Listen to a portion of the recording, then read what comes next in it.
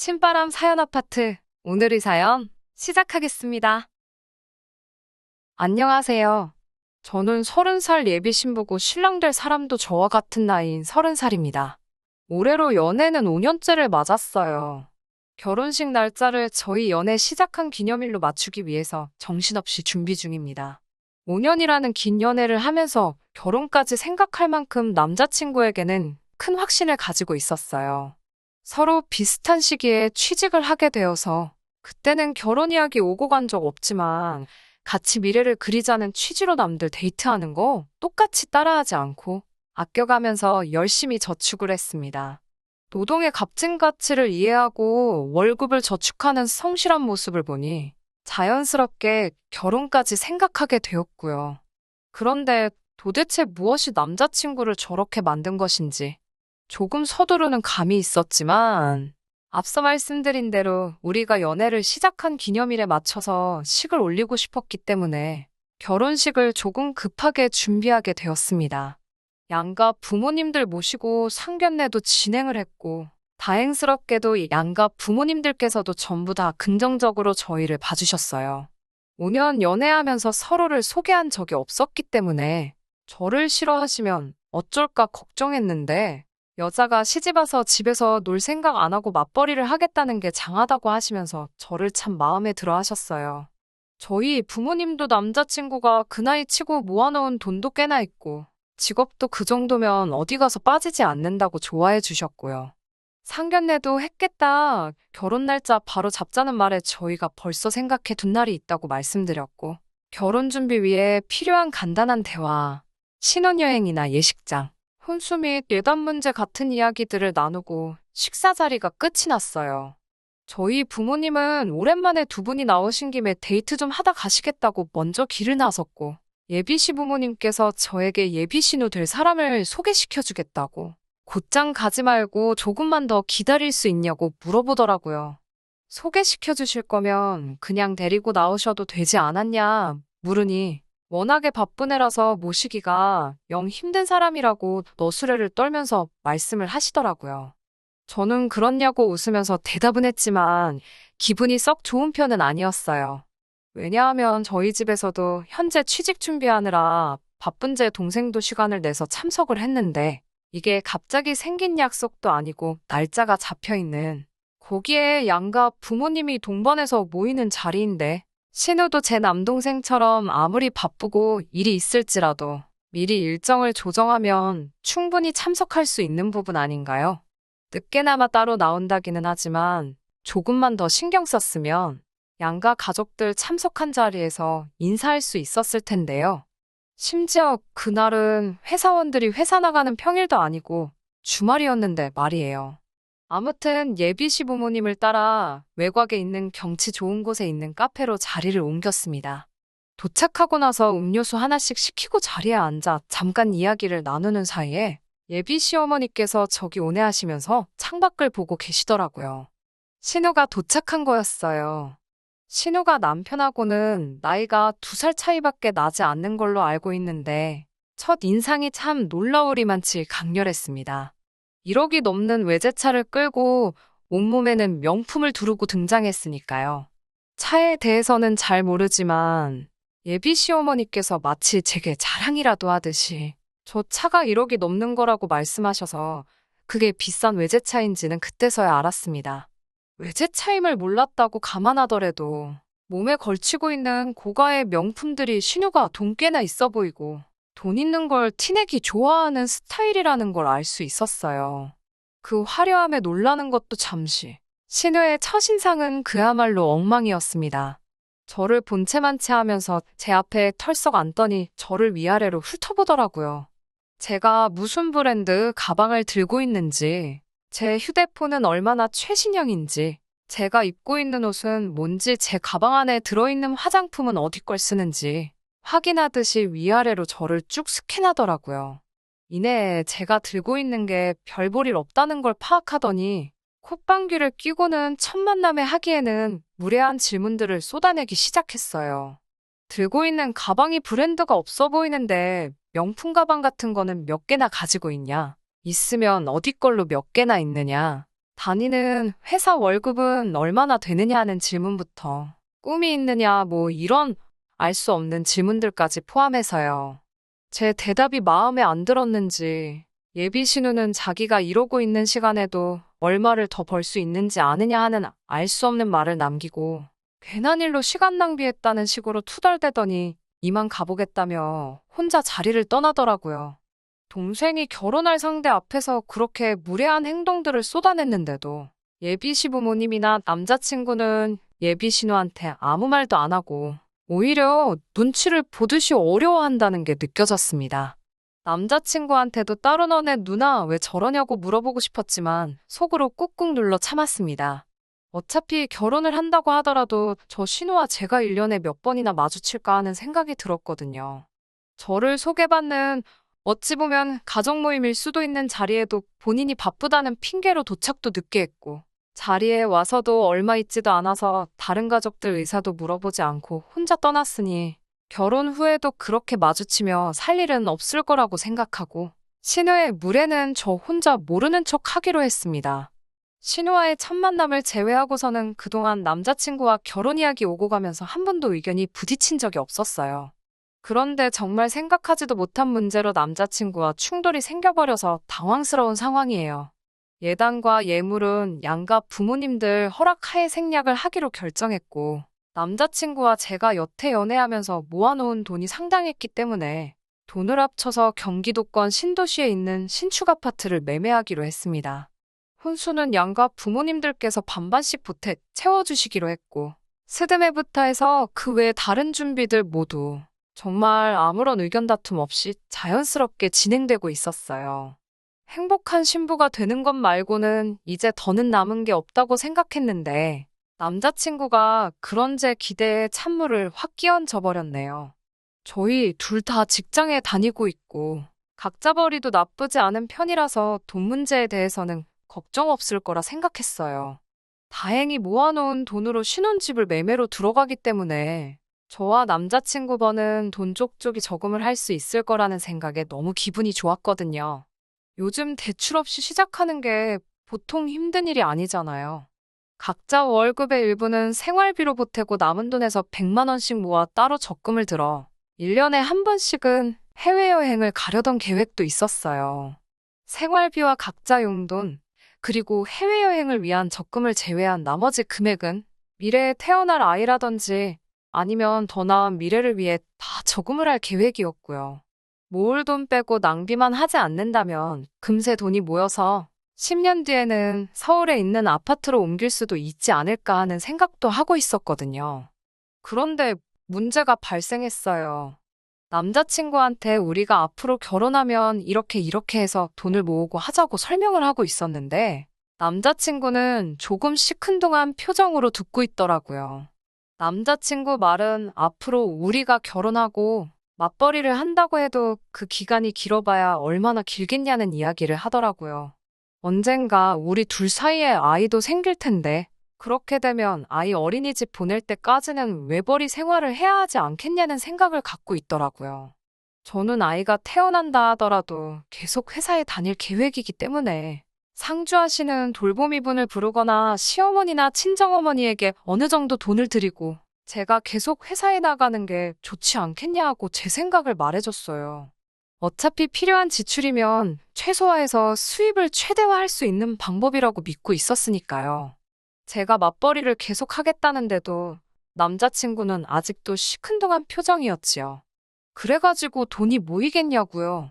아무리 시어머니나 친정어머니가 봐주신다고 하더라도 돌보미를 고용하면 들어가는 돈만큼은 드려야 되지 않겠냐. 그리고 두 분이 만에 하나 아이를 봐주실 수 없는 상황이 되면 꼼짝없이 상주하는 돌보미를 드려야 하는데 한 사람 버는 게 그 사람 월급으로 빠질 것이고 그러면 우리 수중에 뭐가 남겠냐고. 맞벌이를 하는 거나 외벌이를 하는 거나 큰 차이가 없는 것 아니냐고 하더군요. 물론 아이 돌보는데 들어가는 비용이 큰 것은 사실이지만 제 월급이 돌보미분을 써도 모자랄 정도가 아니거든요. 물론 엄청 많이 남는 것도 아니지만요. 그래도 단돈 50만 원, 100만 원이라도 더 벌게 될 텐데 그게 외벌이랑 뭐가 다르냐는 말은 조금 서운했어요.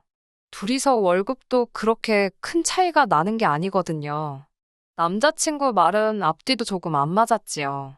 아이 때문에 회사를 그만두는 건 싫다. 맞벌이를 계속하면 좋겠다고 하는데 돌보미도 쓰기 싫고 양가 부모님께 돈을 드리는 것도 싫다. 그런데 또 아이는 가졌으면 좋겠다. 사실 말도 안 되는 억지잖아요. 그래서 당최 당신 생각은 어떻길래 말하는 것마다 다 싫다고 하는 거냐고. 내 생각보다 좋은 생각이 있으면 말해달라고 했어요. 그랬더니 앞뒤 다 잘라먹고 자기 누나, 그러니까 예비신우 이야기를 하더라고요. 누나가 타는 차 봤지? 누나가 들고 있는 가방도 봤지? 이러면서 대체 무슨 말을 꺼내려고 자기 누나 이야기를 저렇게 늘어놓는가 싶었습니다. 그런데 남자친구는 제게 정말 어이없는 제안을 제게 하더군요. 저랑 남자친구의 월급을 합치면 700만 원 언저리 정도 되는 돈이거든요. 당장은 우리 둘뿐이니까 생활비는 50만 원 정도면 충분하지 않냐고 하네요. 다 큰 성인 둘이서 생활비가 어떻게 50밖에 나오질 않느냐 하니 회사 식당에서 저녁까지 먹고 들어오고 차는 사지 말고 대중교통을 이용해서 출퇴근하고 허리띠를 졸라매서 모으자고 하더라고요. 아무리 아낀다고 해도 각자 써야 할 돈에 싣기며 교통비까지 50만 원으로 때우자는 게 말이 안 된다고 생각했어요. 회사 식당이 아무리 가격이 싸도 둘이서 두 끼를 해결하면 최소 20만 원이고 교통비까지 생활비에서 충당하면 15만 원 정도 나오거든요. 그런데 나머지 돈으로 관리비며 공과금을 다 내는 게 말이나 되나요? 그리고 주말에는 물만 마시고 살 것도 아니잖아요. 갑자기 남자친구가 돈만 열심히 모았지. 사실 경제관념이 하나도 없는 게 아닐까 하는 생각이 들기 시작했어요. 그래서 한 달에 650만 원을 다 저금을 하자는 거냐고. 무작정 모은다고 다 좋은 게 아닌 것 같다. 돈 아끼는 것도 좋지만 그건 절약을 넘어서 궁상을 떠는 게 아니냐고. 그렇게 살기는 싫다고 말했더니 남자친구가 말하길 저금을 하려는 건 또 아니라고 하네요. 이어서 한 말을 결론부터 말씀드리면 피땀 흘려 벌은 내 돈을 자기 누나한테 다 줘야겠다고 합니다. 참 순간 어이가 없어서 말도 안 나오고 멍 때리게 되더라고요. 애초에 50만 원 가지고 생활하는 것부터가 말이 안 되는데 나머지 돈을 전부 자기 누나에게 가져다 바친다니 그건 말도 안 되는 소리라고. 그리고 너네 누나한테 돈 가져다 바치는 거랑 우리가 모으는 거랑 뭐가 다르냐고 따졌더니 다시 또 그때 누나 타고 다니는 차 보지 않았냐고. 그 차가 시세로 1억이 넘는 차라고. 누나가 그 나이에 어떻게 그 돈을 벌었겠냐고 하면서 누나가 투자하는 눈이 예사롭지가 않다고. 그러니까 누나한테 돈을 맡기면 몇 배로 불려서 우리한테 줄 테니 당장 허리띠를 졸라매고 살아도 결과적으로는 우리 이득이라고 하더라고요. 일단 누나가 목돈을 한 번 만들어주면 그때 가서는 자기 혼자 외벌이를 해도 여유 자금이 넘쳐나는 상황이 될 테니 무조건 자기 누나한테 돈을 맡겨야 한다는 겁니다. 궁성맞게 사는 게 싫으면 일단 50만 원으로 생활하고 추가적으로 돈이 더 필요할 때마다 누나한테 돈을 타서 쓰면 된다고 하더라고요. 어이가 없어서 나보고 지금 결혼하고 나서 신우한테 내가 필요한 게 있다고 허락 맡은 다음에 돈을 타서 쓰라는 말이냐고 화를 냈더니 제 말을 곧대로 들어서는 바로 그 말이라고 맞장구를 치면서 역시 이해력이 빠르다고 싱글벙글 좋아하더라고요. 저야 평생 저금만 해왔지 투자 그런 쪽에는 관심도 없고 해서 그래도 예비신우 행색이 돈이 엄청 많은 티를 팍팍 내고 다녔으니 저는 예비신우가 어디 잘 나가는 펀드 매니저 같은 그런 사람인 줄 알았어요. 아무튼 누나가 대체 뭐에 투자를 하길래 그렇게 돈이 많냐고 물으니 더욱더 할 말을 잃게 만들더라고요. 누나가 요 몇 년 사이에 코인을 해서 돈을 좀 벌었다고 자랑처럼 말을 하네요. 저는 공부 안 하고 산 주식도 전부 다 도박이나 마찬가지라고 생각하는 사람 중에 한 명인데 심지어 누나가 투자한다는 게 주식도 뭣도 아니고 코인이라니. 그 말을 들으니 웃음조차 나오지 않더라고요. 코인은 개인적으로 생각하기에 너무 위험한 것 같아서 조금 아닌 것 같다. 누나한테 돈 맡긴다는 말도 이해가 되지 않고 전 그렇게 누나한테 돈을 갖다 바치고 싶으면 결혼 후에 우리 돈은 서로 따로 관리를 하던지 아니면 다른 방법을 시간을 들여 생각해보자고 했어요. 그랬더니 남자친구는 곧바로 성질을 내면서 너 지금 우리 누나 실력을 무시하는 거냐고. 요즘 같은 시대에 코인으로 돈 못 버는 사람이 무식한 거라고 하면서 자기도 누나가 저렇게 돈을 번 이후로는 저금하는 사람들만 보면 바보 같다는 생각이 든다 하더군요. 자기가 저랑 연애하면서 취직 후 5년 가까이 모은 돈을 다 합쳐봤자 누나가 1년 동안 벌어들인 돈보다 훨씬 적다면서 말이죠. 자기 누나는 클릭 한두 번만 해도 몇백만 원을 버는데 자기는 하루에 몇 시간씩 일해서 그 돈 버는 게 회의감이 든다고 하더라고요. 열심히 일하는 사람들이 이해가 안 간다고 세상이 변했고 돈 버는 방법은 따로 있는데 너도 젊은 사람이면 젊은 사람답게 투자하면서 살아야지. 옛날 사람들 하는 방식으로 저축만 해서 어떻게 부자가 되겠냐고 한 소리를 하더라고요. 하여튼 저는 남자친구에게 내가 일해서 번 돈, 너네 누나한테 맡길 생각 없다고 재차 제 생각을 전했습니다. 남자친구는 끝까지 평생 저축만 해서는 부자 못 된다고 다시 한번 잘 생각해보라고 저를 설득해왔고요. 그렇게 벌써 일주일이 지났네요. 남자친구도 일부러 핑계를 대며 안 보고 있어요. 얼굴 보면 또 그 이야기 할까 봐서요. 지금도 연락이 오면 생각해봤냐고 물어보는 말 말고는 저를 일주일이나 안 봤는데 궁금한 건 따로 없는지, 내 걱정은 안 되는 건지, 그냥 내 월급 지네 누나한테 맡길 생각뿐인 것 같아요. 남자친구 말대로 저축만 해서 부자 되는 게 불가능한 세상이 되었다는 건 저도 충분히 인정하는 바입니다. 그래도 제가 번 돈을 그대로 예비 신우 될 사람한테 맡기는 것만큼은 하고 싶지 않네요. 이 결혼을 다시 생각해봐야 하는 걸까요? 참 고민이 됩니다. 후기 보내드립니다. 한동안 집에서 한숨만 쉬고 다니니 어머니께서 저한테 무슨 걱정이 있느냐 물어보시길래 숨기려고 했지만 있는 그대로 남자친구의 누나를 처음 만난 그날부터 전부 이야기하게 되었어요. 어머니는 코인이니 그런 거 잘 모르시는 편이지만 뉴스로 그 내용을 조금 접하셨기 때문에 저랑 똑같이 부정적인 시각이셨습니다. 그렇게 돈을 쉽게 벌면 세상 천지에 누가 일을 하겠냐고 하시면서요. 제가 남자친구가 좋아서 끝까지 결혼하겠다면 저를 말리지는 않겠지만 금전 감각이 하나도 없는 것 같다고 제가 아무쪼록 옳은 결정을 내렸으면 좋겠다고 하시더라고요. 몇 날 며칠을 고민하다가 남자친구와는 확실히 단판을 지어야겠다 싶은 생각이 들어서 남자친구를 불러냈어요. 5년 연애하면서 그동안 봐온 모습이 있기 때문에 허황된 꿈을 접고 성실하게 살았으면 좋겠다고 설득을 해보려 했는데 제가 바보 같았네요. 그날 이후로 2주가 다 돼서 만나는 거였는데도 남자친구는 대뜸 저한테 대답부터 요구하더라고요. 그래서 제가 생각한 대로 월급을 너희 누나에게 맡기는 건 아무리 생각해도 아니라고 말을 해줬습니다. 그런데 남자친구도 월급을 맡기는 건 자기도 생각해봤는데 조금 아닌 것 같다며 제 말에 동의를 하더라고요. 그때 설마 그동안 혼자 반성하고 제정신을 차렸나 싶어서 조금 감동스럽기도 했는데 그런 게 아니었네요. 기어이 저를 더 실망시키더라고요. 저랑 안 만나는 동안 누나한테 자주 찾아가며 상담을 받았답니다. 누나 말로는 한 달에 한 번씩 월급 650으로 투자해봐야 푼돈밖에 안 된다고. 어차피 자기한테 돈 관리를 맡길 거면 저희 신혼집 사려고 모아놓은 그 돈을 맡기라고 했답니다. 돈이 돈을 벌어준다고 이왕 하는 거 통 크게 하는 게 낫지 않겠냐고요. 한두 달만 맡겨놔도 경기도권 신축이 아니라 서울 강남에 있는 한강뷰가 보이는 아파트에서 신혼생활을 시작할 수 있을 거라고 굳게 믿고 있더라고요. 이쯤 되니까 남자친구가 사람이 아니라 뭔가에 미친 광신도처럼 보였습니다.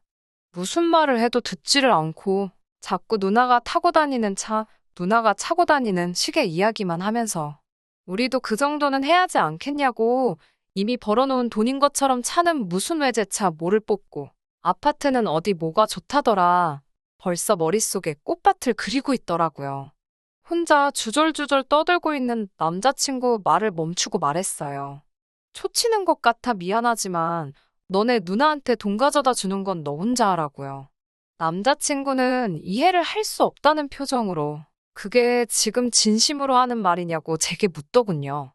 돈을 벌 수 있는 기회를 주는 건데 굴러들어온 복을 스스로 차냐고.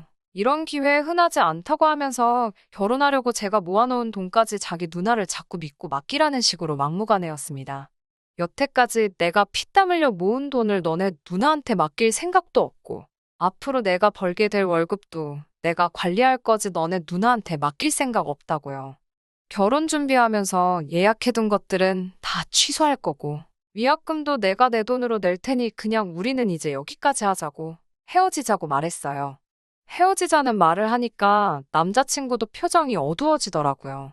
그러더니 저한테 악담을 쏟아내기 시작했어요. 평생 그렇게 월급 모아서 살라고 자기는 자기가 모아놓은 돈이라도 맡겨서 부자가 될 거고 그때 가서 제 앞에 다시 나타나겠다고 하더군요. 자기가 외제차 끌고 와서 성공한 모습 보여주겠다고 그리고 그때가 돼서 자기 바짓가랑이를 붙잡고 후회해도 안 받아줄 거라고요. 그리고 그깟 위약금 푼 돈은 앞으로 벌어들일 거 생각하면 얼마 되지도 않는 거라고 지가 내겠다고 큰 소리 떵떵 치더라고요. 그렇게 5년 연애에 결혼이 코앞이던 남자친구와의 인연의 종지부를 찍었습니다. 억울하고 화가 나지만 차라리 잘된 일이라고 생각해요. 이렇게도 설득이 되지 않을 사람이었다면 제가 무슨 말을 했어도 듣지 않았을 테니까요. 그 뒤로도 따로 연락도 없고 별다른 문제 없이 안전이별한 것 같습니다. 여태까지 성실하던 남자친구를 그렇게 만들다니 돈이라는 게 참 무서운 것 같아요. 아무튼 후기 기다려주신 분들께도 감사드려요. 안녕하세요. 제가 이렇게 몇 달 만에 또 후기를 보내게 될 줄은 몰랐네요. 후기에 후기라고 해야 할까요? 아무튼 전 남자친구와 이별 후에는 그냥 일만 하면서 살았어요. 저희 부모님도 차라리 잘 된 거라고 저를 격려해 주셨고, 저도 시간이 지나니 자연적으로 잊혀지게 되더라고요. 그래서 정말 까맣게 잊고 살았는데, 얼마 전에 회사 일로 출장이 있어서 어딜 좀 다녀오게 되었어요. 한참 업무를 보고 나서 출장 업무가 끝나고 돌아가는 날 아침에 출장지에 있는 커피숍에 들렸습니다. 거기서 누굴 봤는지 아세요? 어딘가 낯이 익은 사람이 주문을 받고 있더라고요. 웬만해선 한 번 본 사람은 잘 까먹을 텐데 첫 인상이 그만큼 강렬했으니 그 얼굴을 잊을 수가 없더라고요. 전 남자친구의 누나였어요. 지금쯤 남동생 돈 굴리면서 그 잘난 외제차 끌고 다니고 계셔야 할 분이 거기서 뭐하고 있나 싶더라고요. 다행인지 불행인지 전 남자친구의 누나는 저를 못 알아본 듯 싶더라고요. 솔직히 이런 마음 가지면 안 되는 거지만 그 모습을 보고 있으니 뒤시하기가 궁금해서 참을 수가 없었어요. 그래서 전 남자친구랑 연애할 때 같이 알고 지내던 친구를 찾아 속사정에 대해서 물어봤는데 참 사람 일이라는 게 전 남자친구는 저한테 큰 소리 떵떵 친 대로 자기가 여태 모은 돈 들고 누나를 찾아갔나 봅니다. 처음에는 돈 꽤나 벌었다나 봐요. 그렇게 소원하던 외제차도 뽑아서 떵떵거리고 다녔다네요. 여기저기 돈 자랑하러 다니고 주변 사람들한테 비싼 술도 사주고 했대요. 그런데요, 어쩌다가 투자를 한 게 큰 손실을 내게 되면서 그거 메꾼다고 전 남자친구도 그의 누나도 같이 명품 가방이며 시계며 팔기 시작해서 어떻게든 해보려고 했답니다. 그런데 그것마저 잘 안 돼서 그 자랑스러운 외제차도 팔았고 마지막에는 대출까지 해가면서 본전을 찾으려고 했다는 겁니다. 말로는 투자하는 사람이라고 포장했지만 제가 생각했던 대로 그 두 사람은 도박에 빠진 거나 다름이 없었고 그들과 똑같은 최후를 맞이하게 된 거지요. 둘 다 쫄딱 망하고 심지어 전 남자친구는 회사 돈에까지 손을 대서 현재는 연락도 안 되는 상황이라고 하네요. 남자친구 누나는 제가 본 대로 지방까지 내려와서 아르바이트를 전전하고 있는 상황이고요. 이런 말 하기는 뭐하지만 전 남자친구의 누나는 제가 잘 몰라도 전 남자친구 하나만큼은 성실하고 착실한 사람이었거든요. 그런 사람을 저지경으로 만들다니 돈이라는 게 정말 무섭다는 사실을 다시 한번 깨닫게 되네요. 저 또한 전 남자친구를 믿었다면 저 꼬라지를 면치 못했을 거예요. 제 중심 잘 잡아서 천만다행이라고 생각하고 저들의 몰락을 거울 삼아 저도 일확천금을 기대하지 말고 제게 주어진 대로 성실하게 살아야겠어요. 끝까지 들어주셔서 감사합니다. 오늘의 사연은 여기까지입니다. 구독과 좋아요, 알람 설정 부탁드리고 더 좋은 사연으로 다시 찾아뵙겠습니다. 감사합니다.